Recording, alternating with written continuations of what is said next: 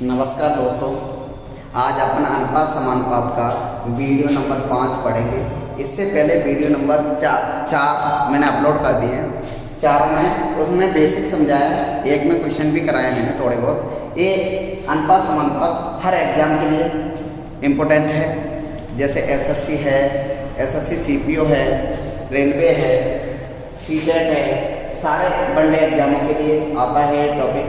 हर एक एग्जाम में आता है, तो हर एक एग्जाम के लिए इम्पोर्टेंट है। चाहे कोई भी देख सकता है इसको, ठीक है। नॉर्मल तैयारी करने वाला, कोई भी कंपटीशन की तैयारी कर रहा है, तो उसके लिए अनुपात समानुपात महत्वपूर्ण टॉपिक है ना। आज अब पढ़ते हैं अपन सवाल। सवाल ये है, ए अनुपात बी अनुपात सी 3 अनुपात 4 अनुपात 2 है। यदि ए तथा बी की आय का अंतर, ए तथा बी की आय का अंतर 170 रुपये है। ए तथा बी की आय का अंतर कितना है? 170 रुपये है। तो तीनों की अलग अलग आय बताओ। तीनों की अलग अलग आय बताओ। देखो, आज से मैंने इससे पहले 10 क्वेश्चन और करवाए थे, वीडियो नंबर 4 में करवाए थे। उसमें मैंने बेसिक नहीं बताया था, ठीक है।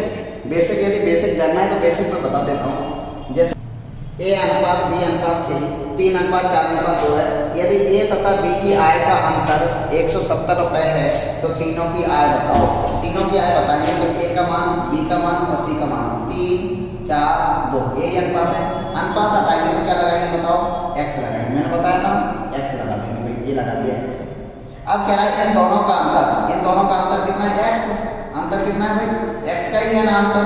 एक्स बराबर आपको दे रखा है 170 रुपये। एक एक्स का मान 170 आ गया, तो यहाँ 170 पुट कर देंगे तो 3 गुणा 170 70, और ये हो जाएगा 4 गुणा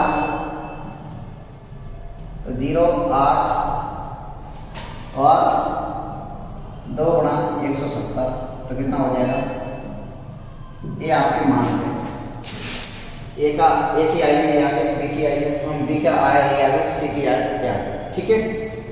इसी को यदि अपन अपने तरीके से करें, कंपटीशन के हिसाब से करें, तो देखो इसको करेंगे 3:4:2। इन दोनों का अंतर x मान के ना करें, x मान के ना करें तब, x मान के ना करें तब कुछ नहीं करना। इन दोनों का अंतर कितना है? अंतर कितना है बेटा? तो एक भाग बराबर कितना दे रखा है? 170। 170 का गुणा इधर आ जाएगा, 170 का गुणा इधर, 170 का गुणा इधर। आई बात समझ में कि नहीं? ये वाला सवाल समझ में आ गया होगा। जैसे अगला सवाल दे रखा है, सवाल नंबर 2, ए, बी तथा सी की आयों का अनुपात दे रखा है 5 अनुपात 7 अनुपात 3। बी तथा सी की आय का योग, बी तथा सी की आय का योग। तो यहाँ पर देखो, देखना ए अनुपात बी अनुपात सी कितना दे रखा है? 5 अनुपात 7 अनुपात 3। बी अब इनको एक्स मान के करेंगे तो एक्स मान के कर लो ना, तो कोई दिक्कत नहीं है। इधर देखना, इसको करेंगे तो इन दोनों की आएगा कितना हो रहा है? 10 भाग। 10 भाग बराबर, अरे 10 ही तो होगा। 10 भाग बराबर कितना दे रखा है? 1000। एक भाग बराबर कितना आ जाएगा? 100। 100 का गुणा इधर कर दे, तो 100 का गुणा इधर करेंगे तो कितना आ जाएगा? ये की आय 500 रुपये। ये की आय कितनी आ जाएगी? 500 रुपये। ये तो पूछा है, ये की आय बताओ, ठीक है। समझ में आया? इसको एक्स वाले मेथड से करना है, एक्स वाली से भी कर सकते थे अपन। 5 अनुपात 7 अनुपात 3। अनुपात हटाएंगे तो क्या लग जाएगा बेटा? एक्स लग जाता है। और इन दोनों का योग कह रहा है, इन दोनों का योग कर दो 10x। 10x बराबर 1000। x बराबर कितना आ जाएगा? 100। और यहाँ पर रखते हैं x लिख देते 100 तो 500। आएगा समझ में क्या? ठीक है। अब अगला सवाल देखो, अगला सवाल है सवाल नंबर 3। सवाल नंबर 3 कह रहा है पेंसिल, कलम और पुस्तक का अनुपात। एक दुकान के अंदर पेंसिल, कलम और पुस्तक का अनुपात 10 अनुपात 2 अनुपात 3 है। क्या है? 10 अनुपात 2 अनुपात 3 है। यदि दुकान में पेंसिलों की संख्या 130 है, पेंसिलों की संख्या कितनी? 130 है, तो पुस्तकों की संख्या बताओ। पुस्तकों की संख्या बताओ, तो क्या करेंगे भाई? देखना इधर, पेंसिल, कलम और पुस्तक कितना 10:2:3।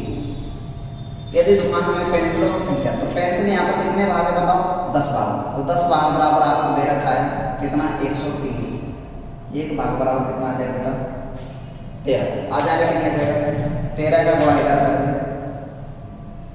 क्या पूछिए मेरे से? पुस्तकों की संख्या। पुस्तकों की संख्या पूछिए ना, पुस्तकों की संख्या। तो पुस्तकें हैं तो एक भाग बराबर 13, तो 3 भाग बराबर 13 3 39। आंसर। बात समझ में आई कि नहीं बताओ? ऐसे करना है, ऐसे करना ना, एक्स लगा के भी कर सकते हैं अपन, इनको एक्स लगा के भी कर सकते हैं ना, कर पाओगे आप? बता दी मैंने, है ना। देखो अगला सवाल है, सवाल नंबर 4। सवाल नंबर 4 है पी क्यू आर के बीच 2:5:9 के अनुपात में एक धनराशि को बांटा गया है। पी तथा क्यू के हिस्सों का अंतर दे रखा है। क्या दे रखा है भाई? अंतर कितना है? 1500 रुपये। पी तथा क्यू के हिस्सों का अंतर, तो देखना भाई, पी क्यू आर 2:5:9। पी तथा क्यू के हिस्सों का अंतर, पी तथा क्यू के हिस्सों का अंतर, पी तथा क्यू का हिस्सा है ये। यहाँ पर पी का हिस्सा कितना है? 2, तो क्यू का हिस्सा कितना? 5। इन दोनों का अंतर कितना? 3। तो अंतर दे रखा है भाई, अंतर है 3। कितने भाग है? इन दोनों का अंतर 3 भाग, और 3 भाग बराबर आपको दे रखा है कितना? 1500। एक भाग बराबर कितना आ जाएगा बेटा? 500 आ जाएगा कि नहीं आ जाएगा? एक भाग बराबर कितना आ जाएगा? 500 आ जाएगा। और जैसे 500 आ गया तो अपन क्या करेंगे? किसका पूछा है? आर का हिस्सा। तो 500 गुणा आर करेंगे तो कितना आ जाएगा आंसर? 4500। आंसर। समझ में आया? ठीक है। अगला सवाल है आपका सवाल नंबर 5। अगला सवाल है आपका सवाल नंबर 5।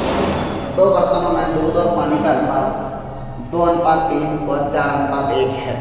2:3 और 4:1 है। यदि दोनों बर्तनों को किसी तीसरे बर्तन में मिलाया जाए तो दूध और पानी का अनुपात क्या होगा? दूध और पानी का अनुपात क्या होगा? तो कुछ नहीं करना भाई, देख इधर देखना।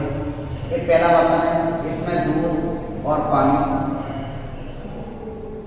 दूसरा बर्तन है, इसमें दूध और पानी, दूध और पानी का अनुपात।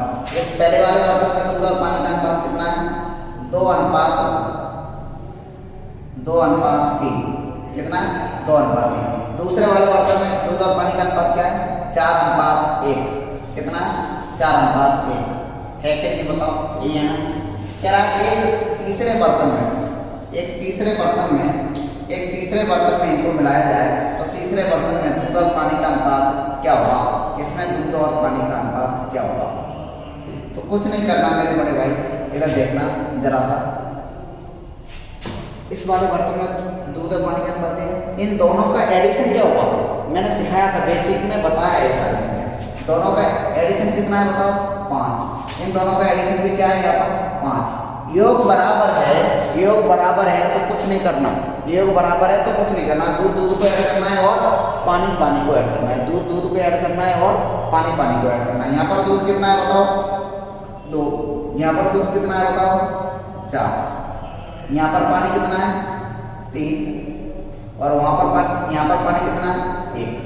बेटा इनको ऐड करेंगे तो ये कितना हो जाएगा? 6 और 4 ये हो जाएगा।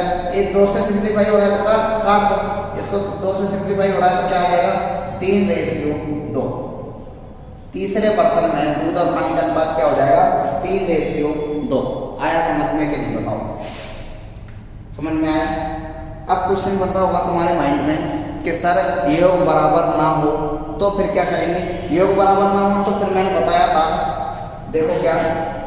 अब दूसरा वाले सवाल में देखना, सवाल नंबर 6 में ऐसे ही देखा है। 2 बर्तन में दूध और पानी का अनुपात 3:4 है तथा दूसरे बर्तन में 9:5 है। दोनों बर्तनों को किसी तीसरे बर्तन में मिला दिया जाए तो दूध और पानी का अनुपात क्या होगा? दूध और पानी का अनुपात क्या होगा? तो कुछ नहीं करना। पहले बर्तन में दूध और पानी का अनुपात क्या है भाई? दूध और पानी 3:4, यही है। दूसरे बर्तन में दूध और पानी का अनुपात क्या है?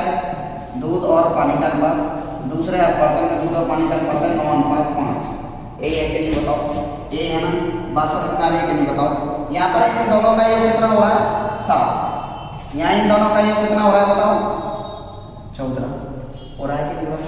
मैंने क्या कहा कि योग बराबर करना है, क्या करना है, योग बराबर करना है आपको, कैसे भी करके योग बराबर करना है। तो योग बराबर करने के लिए ये 14 है तो इसको भी कितना बनाना पड़ेगा 14, तो इसमें कितने का गुणा करें बताओ 2 का गुणा करें, इसमें 2 का गुणा करा तो इसमें भी 2 का गुणा, इसमें भी 2 का गुणा करना पड़ेगा कि नहीं करना पड़ेगा। अब योग बराबर हो गया, योग बराबर हो गया ना, अब योग बराबर हो गया तो दूध को ऐड कर दो और पानी को ऐड कर दो। यहाँ पर दूध कितना है बताओ 6, यहाँ पर दूध कितना है बताओ 9, यहाँ पर पानी कितना है बताओ 8, यहाँ पर पानी कितना है बताओ 5, ये कितने, इनको ऐड करेंगे तो कितना होगा बताओ 15, इनको ऐड करा तो 13 अनुपात आंसर। बात समझ में आई कि नहीं बताओ, समझ में आया, कोई डाउट। सवाल नंबर 7 देखना, 2 बर्तनों में दूध और पानी का अनुपात 5:3 और 3:4 है। यदि दोनों बर्तनों को किसी तीसरे बर्तन में मिला दिया जाए तो दूध और पानी का अनुपात क्या होगा। तो भाई इधर देखना, पहले में 5:3 में था, दूसरे में 3:4 में था, यहाँ योग कितना हो रहा है 7, यहाँ योग कितना हो रहा है बताओ 8। सबसे पहला काम है योग बराबर करना, सबसे पहला काम क्या है बताओ, योग बराबर करना। क्या करना है भाई, योग बराबर करना है। जैसे ही अपने योग बराबर करेंगे तो ये 7 का गुणा किधर करेंगे बताओ, 7 का गुणा इधर करेंगे और 8 का गुणा इधर करेंगे। 7 8 56, 7 8 56 देखो बराबर हो गया कि नहीं हो गया। 7 का गुणा इधर करेंगे तो 7 का गुणा इधर भी करना पड़ेगा, इसमें भी करना पड़ेगा, इसमें 8 का गुणा करेंगे तो इसमें भी 8 का और इसमें भी 8 का। अब ये बराबर हो गया कि नहीं हो गया। दूध को ऐड कर दो, पानी को ऐड कर दो। यहाँ पर दूध कितना है बताओ 7 × 35, यहाँ पर दूध कितना है बताओ 24, ये दूध हो गया। इसमें पानी कितना है 21, इसमें पानी कितना है बताओ 8 × 4 32। भाई इनको ऐड करेंगे तो 9 59 और इनको ऐड करेंगे तो 53। ये आपका आंसर आ जाएगा, क्या आ जाएगा 59:53 आ जाएगा कि नहीं आएगा। बात समझ में आई कि नहीं बताओ, बात समझ में आई। आगे बढ़ता हूँ, देखो योग बराबर नहीं है तो अपन ने योग बराबर कर लिया। यदि इसी सवाल को वो थोड़ा सा और अपडेट कर देगा और अपडेट करेगा तो और अपडेट कैसे करेगा कि 2 बर्तनों में दूध और पानी का अनुपात 3:4 और 11:3 है। दोनों बर्तनों को किसी तीसरे बर्तन में 2:3 के अनुपात में मिलाया जाए, मतलब 2:3 के अनुपात में मिलाया जाए तो नया अनुपात क्या होगा। अभी तक क्या कर रहे थे भाई, देख रहे हो इधर देखना, समझ ये वाला सवाल देखना। इसमें क्या था कि 2 बर्तन भरे रखे, इसमें पहले वाले बर्तन में 3:5 में और दूसरे वाले बर्तन में 3:4 में है। पहला बर्तन एक बार उठा के पटक दिया, दूसरा बर्तन भी एक बार उठा के भर के पटक दिया तीसरे बर्तन में। तो अब तीसरे बर्तन में दूध और पानी का अनुपात क्या होगा, तो कितना होगा 59:53। आई बात समझ में। यदि इसी सवाल को वो थोड़ा सा और अपडेट कर देता कि पहले वाले बर्तन को कितनी बार पटक, भर के 2 बार पटक। अरे देखो बात को समझो, 2 बर्तनों में दूध और पानी का अनुपात 3:4 और 11:3 है। दोनों बर्तनों को किसी तीसरे बर्तन में 2:3 के अनुपात में मिलाया गया, 2:3 के अनुपात में, मतलब पहले वाले बर्तन को 2 बार भर के पटक और तीसरे वाले बर्तन को भी 3 बार भर के पटक।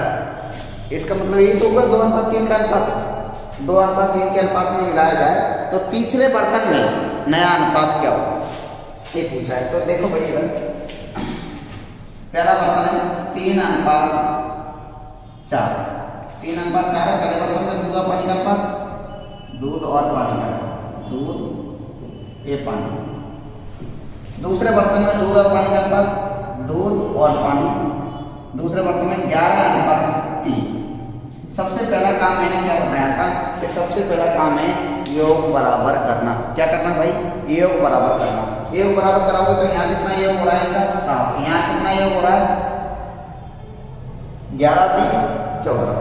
योग बराबर करना है तो इसमें कितने का गुणा बताओ, 2 का गुणा करना। अरे यार ये 14 है तो इसको भी 14 बनाना है, 2 का गुणा, इसमें 2 का गुणा करा तो इसमें भी 2 का गुणा, इसमें भी 2 का। अब कह रहा है कि पहले वाले बर्तन को 2 बार भर के पटक, कितनी बार भर के पटक? 2 बार। और दूसरे वाले बर्तन को कितनी बार भर के पटक? 3 बार भर के पटक। तो नए बर्तन में दूध और पानी का अनुपात क्या होगा? तो इसको 2 बार भर के पटकना है, इसको 3 बार भर के पटकना है। पटकना है कि नहीं पटकना? और 2 बार भर के पटकना है तो भाई 2 का गुणा होगा कि नहीं होगा? अब योग से कोई मतलब नहीं है, योग बिगड़ जाने दो। 2 का गुणा होगा कि नहीं होगा? इसको 3 बार भर के पटकना है तो इसमें 3 का गुणा। अब योग नहीं चेक करेंगे अपन, अब योग नहीं करेंगे। यहाँ पर दूध कितना है बताओ? यहाँ पर दूध कितना है? तो यहाँ पर दूध हो रहा है भाई आपका 2 दूना 4 और 4 दिया 12। यहाँ पर दूध कितना हो रहा है? 33, ठीक है। और यहाँ पर पानी कितना हो रहा है? 16। और यहाँ पर पानी कितना हो रहा है? 9। भाई इनको ऐड करेंगे तो ये कितना होगा? 45 और एक यहाँ योग करेंगे तो कितना? 25। 5 से काटो 5 बार, 5 से काटो 9 बार, तो कितना आ जाएगा? 9:5। क्या अनुपात आ जाएगा? 9:5।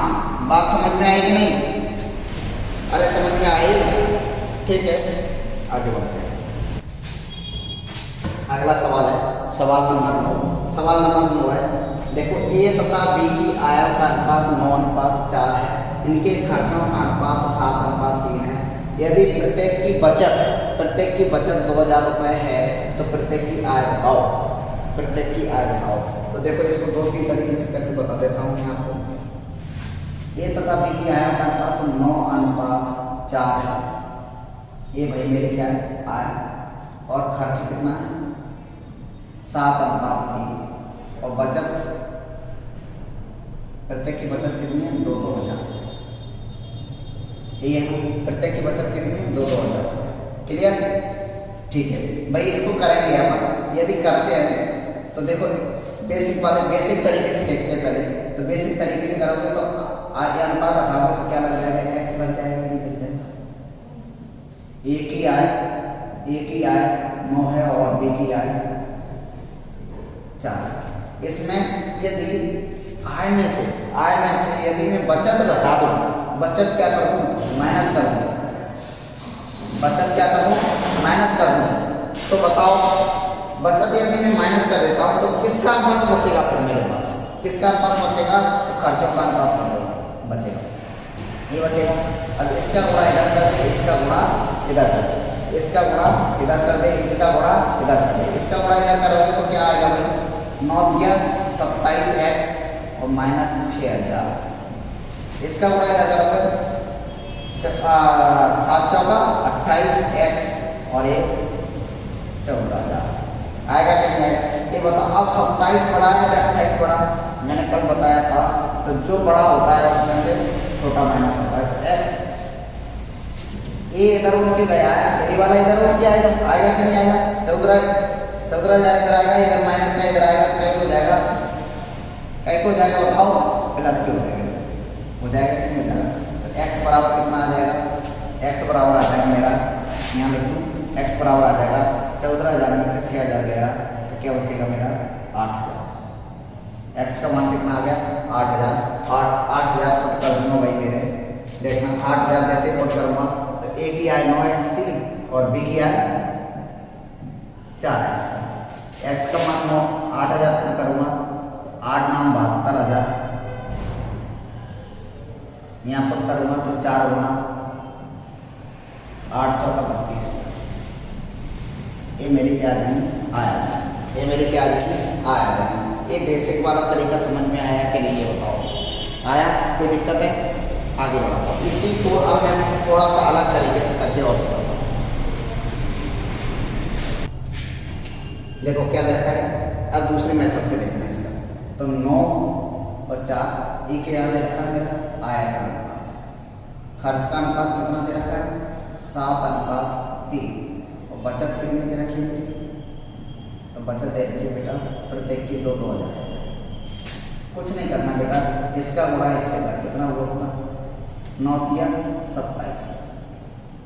इसका गुणा इससे कर, 7 चौका 28 हो गया। अब इसका गुणा इससे कर, कितना आएगा बता?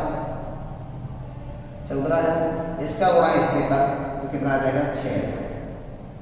बेटा कुछ नहीं करना, देखना आप इन दोनों का अंतर, इन दोनों का अंतर, इन दोनों का अंतर कितना, 1 बार। तो इन दोनों का अंतर भी देखो कितना, 8,000। 1 भाग बराबर 8,000, 8,000 का गुणा इधर कर दे, 8,000 का गुणा इधर करेगा तो कितना आ जाएगा 72,000, और 8,000 का गुणा इसमें करेगा तो 8 चौका 32,000। आया समझने के लिए? ये बात समझ में आई कि नहीं आई? एक और कॉन्सेप्ट बताया था मैंने आप लोगों को, एक और कॉन्सेप्ट बताया था, देखना। आय का अनुपात 9:4, खर्च का अनुपात 7:3, बचत 2,000 और 2,000। क्लियर? ये वाला मेथड समझ में आया कि नहीं ये बताओ पहले तो। देखो कुछ नहीं करना, इसका गुणा इससे करना है, इसका गुणा इससे करना है, इसका गुणा इससे करना है, इसका गुणा इससे करना है। इन दोनों का डिफरेंस कितना है, 1 बार, और इन दोनों का डिफरेंस कितना है, 8,000। अंतर 8,000 ही आएगा। 8,000 अंतर 1 भाग बराबर 8,000, 8,000 का गुणा इधर, 8,000 का गुणा इधर। आए पूछिए तो आए में गुणा कर देंगे, फिर निकाल लेंगे। इसी सवाल को दूसरे तरीके से देखना, दूसरे तरीके से कुछ नहीं करना। मैंने कल बताया था, यदि बेसिक आपने देखा होगा वीडियो नंबर 3 में, यदि बेसिक देखा होगा तो आपको पता होगा। मैंने कहा कि यदि ऐसे दे रखा है तो इन दोनों का अंतर क्या करना है, आपको सेम करना है। इन दोनों का अंतर कितना है, 5, इन दोनों का अंतर कितना है, 4। अंतर बराबर करोगे, अंतर बराबर करने के लिए 4 का गुणा इसमें और इसमें, 5 का गुणा इसमें और इसमें, हो गया बराबर अंतर। अब देखना बेटा, अब ये अनुपात क्या हो जाएगा, 9 चौका 36 अनुपात 16, 4 चौका 16, 35 अनुपात 15 हो जाएगा, क्या जाएगा, और 2,000 और 2,000। अब देख, पहले उसकी आय कितनी थी, 36 भाग, खर्च कितना है, 35 भाग। तो इन दोनों का अंतर कितना है, बचत है, बचत कितना है, 1 भाग। पहले उसकी आय कितनी थी, 20 या 16, खर्च कितना है, 15। तो इन दोनों का अंतर भी 1 भाग, और 1 भाग बराबर करते हैं कि बचत कितनी कितनी है, 2,000। 2,000 का गुणा इधर तो 36 गुना 72, और 2,000 का गुणा इधर 16 गुना 32। बात समझ में आई कि नहीं? ऐसे करना है पेपर में आपको, क्लियर? ऐसे नहीं करना। ये देखो वो बेसिक वाला तरीका का फंडा है, यदि आपको दिख रहा हो तो बेसिक में मैंने जो करा है वही वाला तरीका है, लेकिन ये वाला नहीं। ये मैंने आपको बेसिक समझाया था उधर, जो ट्रिकी मेथड से वो वाला है।